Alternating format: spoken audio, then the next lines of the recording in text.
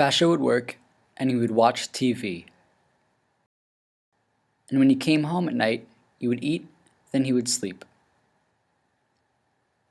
Then one day he said, "Life is just too plain. I wish something exciting would happen. I wish to be happy again." At that very moment, to Basho's surprise, he heard a loud rumble as he averted his eyes. All the chimps in the house ran to the window to see what had happened out there, but they couldn't believe. Coming through the sky was this great big beast. It was dark and it was scary and it looked really mean. It had 3 heads and 3 tails, and it had 4 feet. It hadn't much of a body. It was shocking to say the least. Honey turned to Basho and asked, "What will we do?" But Basho looked back like he hadn't a clue. Then an idea sprung to his head. He shouted, "Meet me outside," as he ran for the door and he flung it open wide. Honey followed after and said, "Shimon, stay there." Then she darted out the door. He said, "But that's not fair." Out on the roof, Basho collected bananas from the tree. He threw them down to Honey and he shouted, "Throw these." Then he jumped down to join her and they tried to slow it down. No matter how hard they tried, nothing worked out. From back at the house, they heard Shimon yell, "I know what to do. I know this beast well.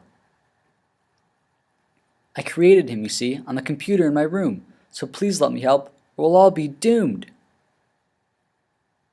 "Well, all right," said Basho. "Okay," said Shimon. "I'll tell you what I'll do, then I'll leave you alone. I'll run to the sky, I'll go in his home. I'll run past his timeline and climb up the wall. Then I'll hit a few buttons and try to delete it. I will be back soon. I'll try to be speedy." So he did just that, and he ran past the beast and he climbed in the hole with such great haste. He ran across the timeline, down to frame 1. He latched on the wall and began to climb some. Now back at the house, the beast was much nearer, as one of its heads turned toward Basho and filled him with fear. It got closer and closer. Hope began to diminish, and if Shimon didn't hurry, his parents would be finished.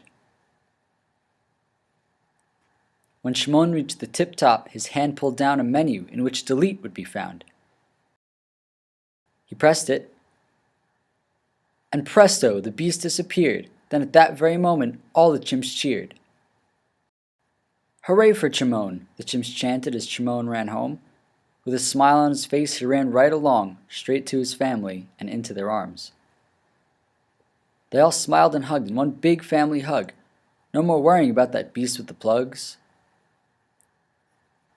"Be careful what you wish for," Basho whispered to himself, "because I wouldn't be happy with anything else."